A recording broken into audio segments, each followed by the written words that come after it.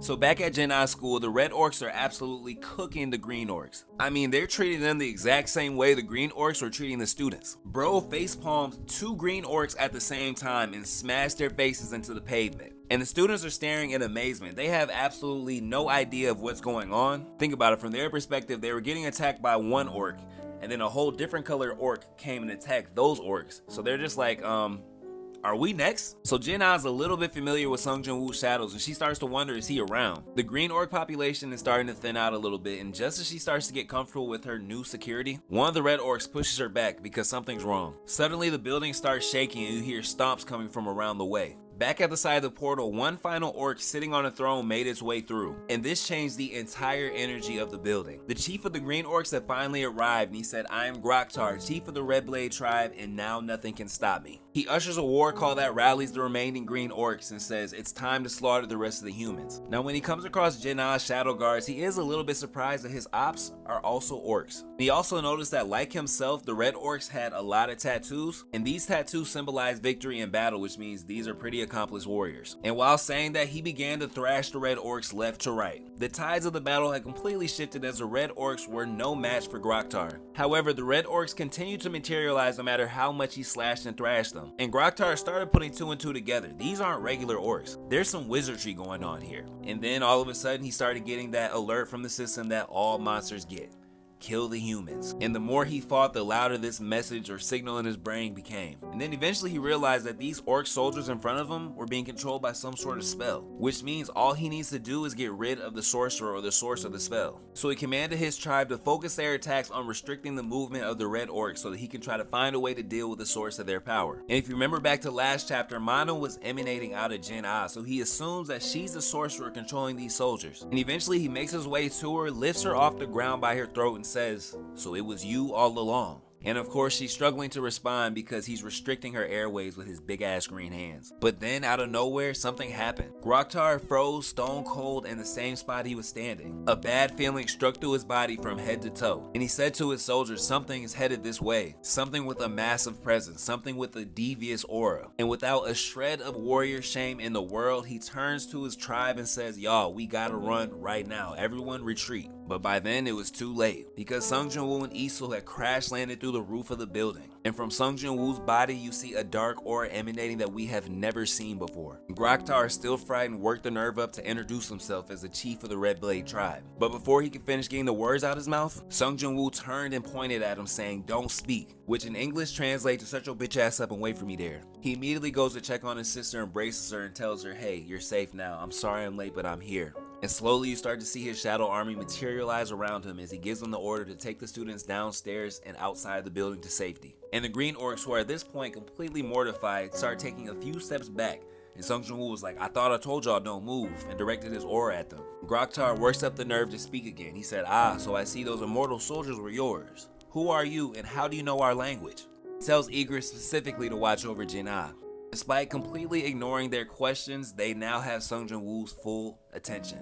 I think Groktar is low-key offended by being ignored by a human because he's like, alright, if you don't want to talk, everybody attack. I'm gonna let y'all know right now, this was by far the second dumbest thing he's done today. The first dumbest thing was putting his hands on Jinwoo. First wave of orcs launched themselves at a still motionless and silent Sung Jinwoo. First one he grabs by the wrist and slams him on the ground back and forth the same way the Incredible Hulk did Loki in the Avengers movie. The other two he uses telepathy to raise off the ground and smash them together, but it gets devious. He continues smashing harder and harder until their two bodies are mashed together in ball form. The whole time Sung Jinwoo still hasn't uttered a single word. Seeing a mere human do this to their brothers enraged the rest of the green orcs. Next wave sprung into action 5, 6, 7 at a time. Out of nowhere you just see chunks of bodies missing, arms being torn from their shoulders, heads being ripped from their necks. Green orcs were getting shredded piece by piece, literally. The craziest thing about it, Sung Jinwoo was doing this with his bare hands. No shadows, no weapons, just vibes. The high school gymnasium had turned into a complete and utter bloodbath. Now there's only one thing left to do, and that's take out their leader. What looked like a flash step, he appeared in front of Groktar, grabbed him by the neck, and pinned him against the wall. Pause. Immediately began questioning him. Why? Why are y'all so hell-bent on killing humans? Groktar gives him the exact same answer that every other monster he defeats gives him. The voice in his head commands him to do so, and it gets louder and louder when he doesn't. Voice in his head drives him to kill humans. Sung Jinwoo asks him what probably is going to be the coldest line in season 3 of the anime. Do you hear the voice when you look at me? Insinuating that Sung Jinwoo is no longer human. Immediately, Groktar begins pleading, begging for his life. Forgive me, please. Sung Jinwoo actually says, oh, don't worry, I forgive you. Don't get it twisted. That doesn't mean I'm not gonna let you off easy. I'm gonna take my time with your ass. Point of view switches back to the Knights Guild and the A-Rank Gate, and boy are they having a time. While Biro and the Ants are doing the lion's share of the work, they are also a little bit hard to manage. Mainly because they're prone to eating everything, which kinda gets in the way of them mining loot. The A-Rank healer is trying to pull a vampire's carcass out of the ant's mouth. And of course, these ants aren't sentient beings like a lot of Sung Jinwoo's other shadows, so it did what an ant would do and attacked the girl. Now, Biru saw this, and with the wave of a hand, he made the ant back off. And on top of that, he was even kind enough to heal the A-Rank healer. And this is technically his way of debuting the fact that he still has means ability to heal people. Because if you remember from the Jeju Island raid, he bit his head off. Which is why when they're walking away, the A-Rank healer mentions the fact that he's able to heal better than she is, which is because he absorbed the abilities of an S-rank healer. Now they open the doors to the throne room, and what they find is this figure. And while shaking in their boots, the Knights Guild's hunters tell us that this is a dungeon boss named the Arch-Lich. Arch-Lich? One of those, I don't know. And along with them, he has 10 Death Knights as well. Now, Dong-Soo gives us the history of the Arch-Lich. The Guildmaster tells us that there are many notable dungeon bosses, but the Arch-Lich rose to infamy after the annihilation of the Gold Dragon Guild incident. And apparently, the first one ever encountered wiped out a major Chinese guild and caused a dungeon break. And this would have been completely catastrophic, kind of similar to what happened to America with the dragon, if he wasn't stopped by Lu Zhizhang. And then he adds, nonetheless, a strike squad consisting of A-rank hunters is not enough to take on a threat of this magnitude. And to make matters worse, a horde of the undead who avoided being eaten by the ants are now blocking their exit. Now, just as they can make it through the doors, one of the A-rank hunters placed a shield that will only last for 5 minutes. So at this point, they're starting to panic, they're all out of options, back to the wall, and Sung Jinwoo was not there to save their ass. And then all of a sudden, the Arch-Lich begins to speak. He says, "You are an army of shadows. Why is the king's personal army here to attack us?" And when I tell you, this is the moment where I fell in love with Shadow Biru. Bro simply laughed, literally key-keyed, pointed back at the Arch-Lich and said, "We were chosen by the king, and you were not." And the Arch-Lich replies, "Impossible. I shall speak to the king myself." But before he could even finish his sentence, Biru was already in his face and launched an attack that at first looked like was going to be a regular punch until you realize his hand is in his chest. And he gets in close and whispers, "You sure have a lot to say for someone who's about to die." And when I tell you Biru be aura farming as much as Sung Jinwoo, bro ripped his heart clean out of his chest. Not only killed the Arch-Lich instantly, all the surrounding undead soldiers as well. He even took the time to crush the heart in his hand just to let us know he him. This whole encounter left the Knights Guild completely dumbfounded. He annihilated an Arch-Lich with a single punch? Now all the undead are out cold as well. And it was almost as if Biru knew they were talking about him because he let out this loud ass victory scream, shaking the entire dungeon and letting everybody know he him again. Dong-Soo's assistant began marveling at the fact that with soldiers like that, Sung Jinwoo probably doesn't even need to set foot in the gate to clear it. All he has to do is summon his shadows and send them through. Dong-Soo starts wondering to himself if he can summon all his beasts at the same time without depleting his mana. However, even if he can't, just a few of them are probably strong enough to rival the strongest of guilds. The assistant then said, "Come on, boss, we don't have time. We have to hurry up and acquire Sung Jinwoo's guild." And Dong-Soo said, "Acquire? That doesn't sound right. Let's call it an alliance instead." The assistant started stuttering. He's like, I was really just joking. It doesn't really look like Sung Jinwoo needs our help." But Dong-Soo sees an opportunity. He said, "Don't be ridiculous. The rules won't be bent just because he's Sung Jinwoo. Although he can clear a gate on his own, his shadows do not count as hunters. In order to raid gates legally, you have to have a minimum amount of hunters."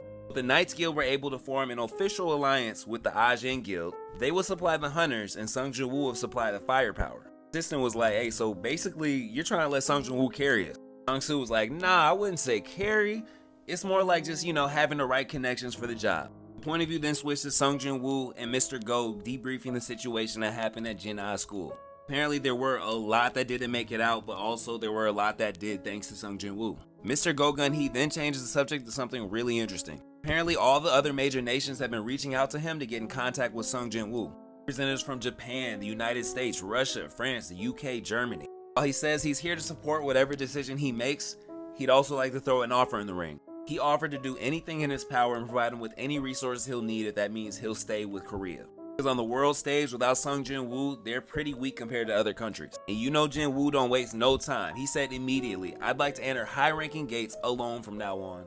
Can you make that happen? Can you bend the rules that stipulate there has to be a minimum amount of hunters to enter a gate? Gungo he explains that law was put into place for the safety of hunters. Prevents them from haphazardly walking into dungeons and getting themselves killed. And in his head he thought to himself, bro, really trying to be a one-man strike squad? Then as it's gonna be something that's tough to do, but it's not impossible. Ends the conversation by saying, leave it to me. Point of view switches to a woman named Soo Yoon who appears to be some form of celebrity. She receives a call from none other than Jinho himself asking if she wants to be a founding member of his new guild. Explains that in order to be a legitimate guild they need one extra person and she wouldn't actually have to do any work. It's a much better alternative than being an ambassador for his father's guild. At first she's a little bit skeptical. Why is he calling her about a guild all of a sudden that only has 2 members, and who's the founding member of this guild? She thinks he's being scammed by some shady person that sold him a dream of being the head of his own guild. He also asks if he's aware that his sister Jin Hee is going to come back to town pretty soon. But she replies, yes, of course I'm aware that's my sister, but that's not important right now. You'll be shocked to hear who this shady guy is. And she says, who is it? The point of view then switches to Sung Jinwoo, who just made it back to the office and is now being introduced to the new member of his guild. Jinho says, this is my cousin Yo Sun Hyun and she is a certified A-rank hunter. She's also a local celebrity who has agreed to be our 3rd member. Sung Jinwoo is pretty much like, I guess, and the last thing she asks for the point of view switches is, do you mind taking a selfie with me that she can post on social media? At the Korean Federal Building, Go Gun Hee is pleading Sung Jinwoo's case and he's having a hard time at that. The senator behind me is going to town on Go Gun Hee for proposing a regulation that stipulates that shadow soldiers count as hunters, fulfill the requirements necessary to raid gates. He says if this isn't preferential treatment, then I don't know what is. The Hunters Association exists for the good of all hunters, not just Sung Jinwoo's. So please explain yourself, Mr. Go. Go Gun Hee says it's simple. It's exactly what you just said. This is preferential treatment. And he puts everybody in that room on the spot. He says, I would like to ask everyone gathered here today a question. If you had the option of a strike squad consisting of 20 A-rank hunters or a strike squad consisting of just Sung Jinwoo himself, you could only deploy one of those teams into a dungeon break scenario, which one would you choose? And without giving them a single second to answer, he goes to his next point. Senator Nam, I heard you recently moved to a new apartment building near the Hunters Guild. What was your reason for moving to that neighborhood? The housing prices are so much higher in the surrounding areas. Could it be that it was for your own safety? Do realize that everybody in the country wishes they could move somewhere safer. And Korea will not be safe for very long without Sung Jinwoo. And also, you realize every single country in the world is desperate to get their hands on Sung Jinwoo. You really think he'll want to remain here in Korea if we're unwilling to compromise with him? What I'm really asking is, are you prepared to make the same mistake a second time? Because this is starting to feel just like that time our other top S-rank hunter Hwang Dong-soo left us for America. You feel like this type of preferential treatment feels unreasonable? I plead with you. Who's gonna save your life next time there's a big ass S-rank dungeon break? Who's gonna save your life next time we have a Jeju Island situation on our hands? Point of view this time switches to Cha Hae-in.